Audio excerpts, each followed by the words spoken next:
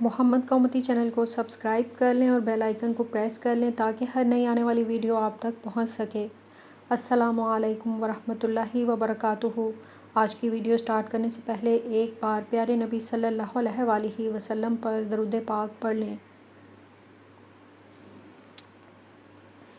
بسم اللہ الرحمن الرحیم۔